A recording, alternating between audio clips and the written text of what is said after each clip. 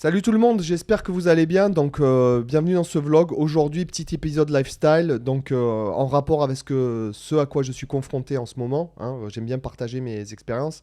Donc, pour ceux qui viennent d'arriver, vous avez là-haut toutes les tablatures du vlog, hein, si vous ne connaissez pas encore. Hein, vous arrivez sur cette page, vous allez rentrer votre email et vous allez recevoir un lien pour créer votre compte gratuit. Et une fois que vous serez à l'intérieur, vous trouverez toutes les PDF, toutes les ressources gratuites de toutes les vidéos YouTube. D'accord? Donc il y a aussi les vidéos hébergées, ce qui va vous permettre de ne plus avoir la publicité, en fait. D'accord?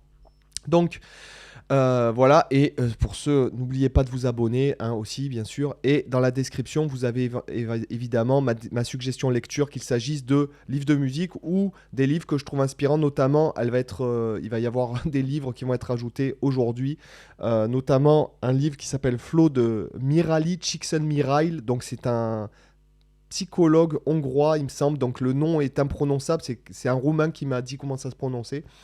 Voilà, donc flow, le nom en français c'est vivre. C'est un état très intéressant qui peut vous permettre pas mal de choses. Donc je vais essayer de résumer ce concept plus tard dans la vidéo. Donc aujourd'hui, je veux vous parler de choses en fait qu'on oublie de travailler parce que justement on ne trouve pas l'intérêt. D'où en fait l'intérêt de ce livre dont je vous parle, Flow, qui est en fait un état qui est qui est l'état dans lequel en fait le temps n'existe plus. D'accord? C'est-à-dire que en même temps, c'est assez difficile. Parce que par exemple, si vous travaillez en état de flow, ça voudra dire que c'est assez difficile pour que ce soit intéressant, en même temps que ça vous plaise au niveau du goût, et qu'en même temps, ce soit pas trop difficile non plus pour pas vous prendre la tête. Donc en fait, c'est un état de voilà, c'est un état de flow. Et là où je voulais en venir, c'est qu'en ce moment, je suis en train de filmer la prochaine formation qui va être sur le site, donc qui s'appelle l'art de la guitare rythmique. Et le but de cette formation, clairement, c'est de vous aider à devenir, entre guillemets, des guitaristes professionnels. C'est-à-dire professionnels, pas au sens que c'est grâce à ça que vous allez gagner votre vie, parce qu'il n'y a pas que il n'y a pas que, il y a pas que le fait de jouer pour être professionnel, il y a beaucoup d'autres paramètres. Mais en tout cas, c'est d'avoir de l'expérience et du métier, c'est-à-dire savoir s'adapter, savoir être polyvalent, savoir se remettre en question, savoir être précis par rapport à une partie de guitare donnée, ou par exemple si vous vous retrouvez en studio, ben vas-y, trouve-moi un autre arrangement, pas empiéter sur le territoire du bassiste, pas empiéter sur le territoire du clavier éventuellement, ou si vous êtes seul guitariste, comment trouver une partie, etc., comment faire en sorte que on entende et la basse, etc. Donc c'est pas je révolutionne pas, on n'est pas dans des trucs de finger picking de ouf, etc. C'est simplement l'efficacité, quoi jouer, viser les bonnes cordes, etc. Groover avec des parties très simples et être très très efficace en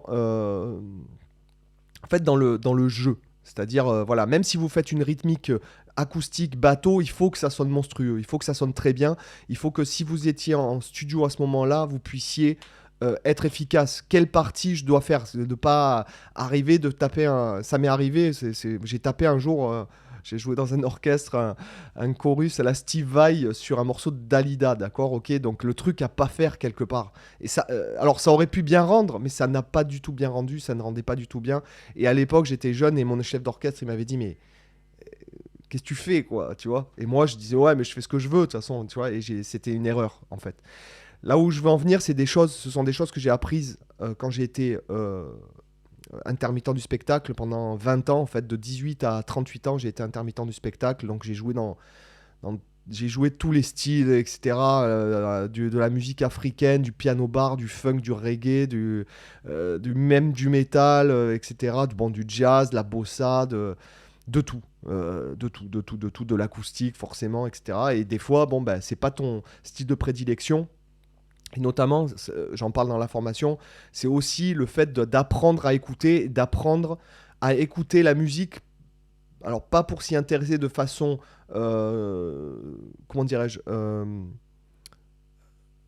de façon parce que ça vous plaît, mais simplement pour savoir comment se placent les gars, qu'est-ce qu'ils font, quels sons ils utilisent, voilà, etc. Donc ça, tout ça, c'est des choses. Et là où je veux en venir, c'est que on a tendance à délaisser les choses simples, en fait. Les choses très très très simples, comme jouer par exemple une rythmique feu de camp, ce que j'appelle dans la formation les rythmiques feu de camp, c'est-à-dire les rythmiques à la guitare acoustique, où notamment, moi ça m'arrive d'enregistrer, bon vous savez que j'enregistre pas mal de backing tracks et que finalement j'enregistre aussi des morceaux pour pas mal de gens, des parties de guitare, des fois ce ne sont que des parties de guitare, des fois ce sont des backing tracks complets, et, des fois par exemple, pas plus tard qu'il y a quelques mois en arrière, j'en ai parlé même dans le podcast Culture Guitare. Alors, je sais que beaucoup de gens me demandent par rapport au podcast Culture Guitare.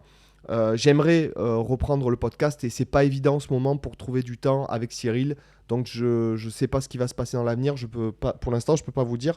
Mais il y a pas si longtemps que ça, j'ai dû enregistrer genre des rondes.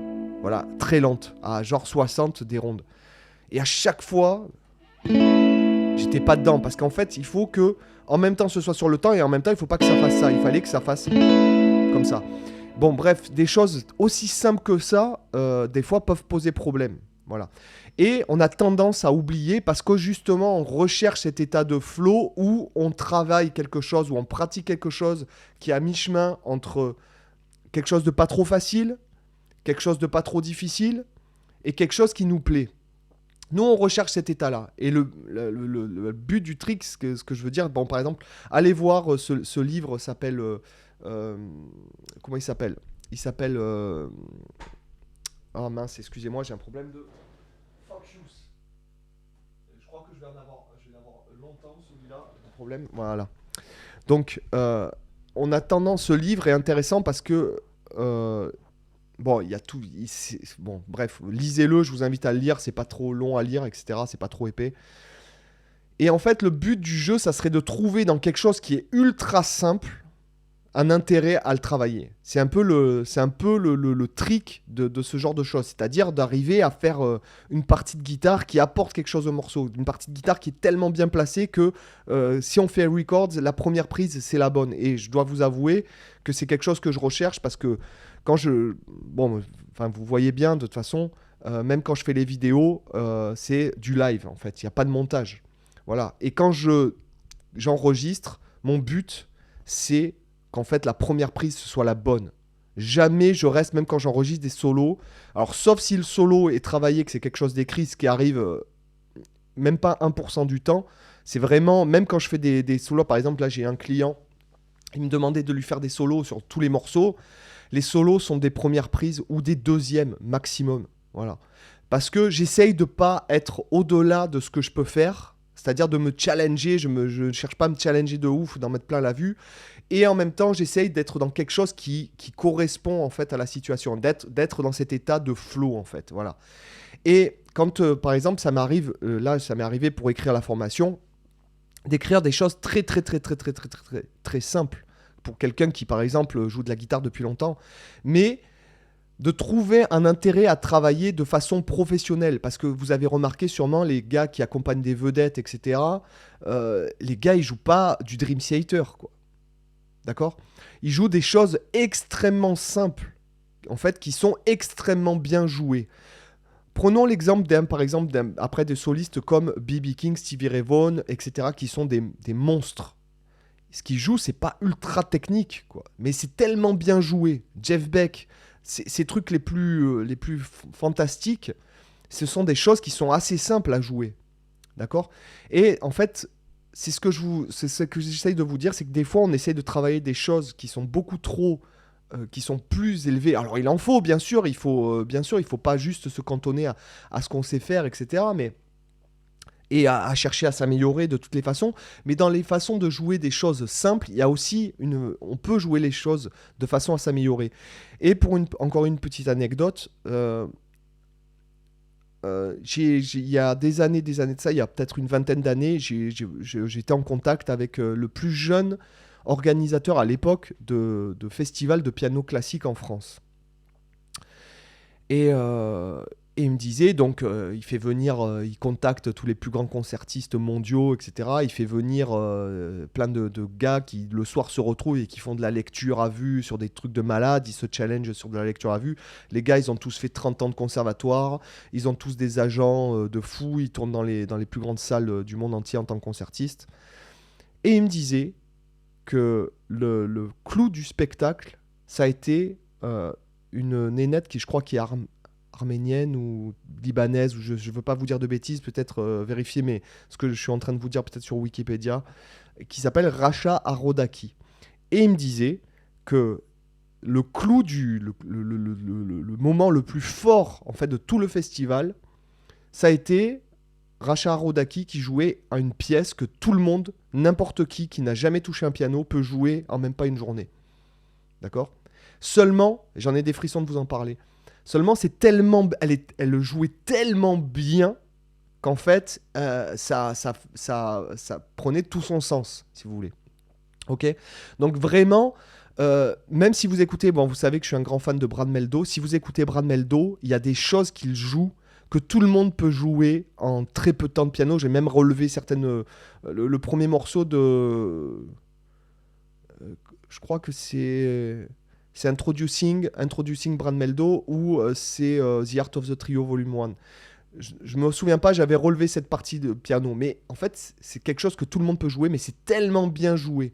Et c'est là qu'on voit les plus grands musiciens, en fait, et même en ayant été en contact avec Sylvain Luc il n'y a pas si longtemps, je me suis encore rendu compte de ça, c'est que Sylvain Luc, c'est un mec qui maîtrise les bases, mais mieux que personne, de la guitare. Vous voyez le niveau qu'il a, c'est monstrueux. Le gars, il vous joue J'ai du bon tabac dans la tabatière, je te jure, t'achètes l'album. C'est simplement. Il a tellement développé, surdéveloppé et construit sur des bases qu'en fait, on en est à un stade, à un niveau en vérité qui est pratique. On atteint un niveau inimaginable pour des gens comme nous qui pratiquons, qui cherchons, ah ouais, tiens, tel truc et machin, etc. Et des fois, on a tendance à négliger les fondamentaux.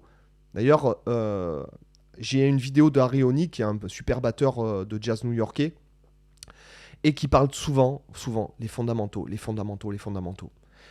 Beaucoup de batteurs parlent des fondamentaux, les meilleurs en général. Voilà.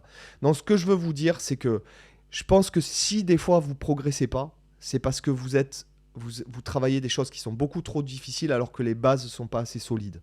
Et c'est effectivement ce qui se passe aujourd'hui sur Internet. On n'a pas envie d'arriver, de parler, allez, croche, 2 croches noires. Voilà, tu vois, noir, 2 croches noires, noir, 2 croches noires. Tu vas pas faire ça sur une vidéo YouTube, sinon tu vas endormir ton audience, etc. Il faut un peu aussi d'autres choses, quoi, un peu de dopamine, etc.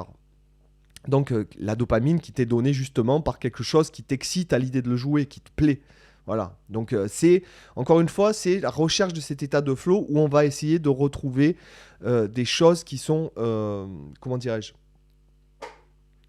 des choses qui en même temps demandent de l'attention et en même temps qui sont pas trouver un intérêt à jouer les choses en fait très simples. Faire par exemple une partie qui va transcender le morceau, faire une rythmique qui va vraiment déchirer, quoi. Voilà, c'est un peu de ce dont je voulais vous parler dans cette vidéo, c'est-à-dire que même, par exemple, un plan tout bête avec des bands, etc. Regardez par exemple Chris Buck, qui est un super guitariste, qui fait du YouTube aussi, qui a un groupe, etc. Même comme il joue des plans simples, en fait, les plans, ils sont transcendés.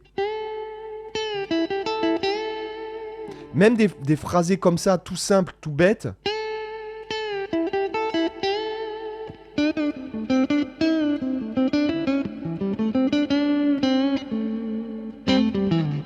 Vous voyez, ce que je veux dire, c'est qu'on peut trouver un intérêt à jouer ça. Attendez. Hop. Voilà. Même un guitariste comme Slash, par exemple, il fait des choses assez très simples, mais très bien jouées, quoi. Voilà, c'est ce que je veux vous dire, c'est que des fois, on a tendance à ouais, c'est bon, je le connais, mais non. En fait, non, il faut le répéter encore et rechercher encore la perfection, etc. Il y a même une anecdote au sujet de Clapton qui disait que, je sais plus qui c'est, je crois que c'est un gars des Yardbirds qui en fait témoignent de ça. Clapton, alors même si je suis pas un grand fan de Clapton, mais c'est un très bon guitariste, c'est simplement que tu peux pas tout aimer, quoi. À un moment donné, voilà, c'est pas possible. Mais ce que je veux dire, c'est que même Clapton, c'est un gars qui bossait en fait des trucs très simples, qui enchaînait 2 notes, des fois pendant des heures. D'accord? Donc j'espère que ça vous intéresse. N'oubliez pas de vous abonner pour ceux qui ne sont pas abonnés. Ah là là, excusez-moi, c'est la misère avec ce nouveau truc là. Voilà, c'est mieux. Donc, n'hésitez pas à vous abonner. Pour ceux qui ne sont pas encore faits, qui ne sont pas encore abonnés, à liker cette vidéo. Si vous voulez avoir plus de ressources gratuites, etc., vous avez le Zunino Club là-haut. Vous rentrez votre email. Et moi, je vous dis à bientôt pour une autre vidéo. Bye, ciao.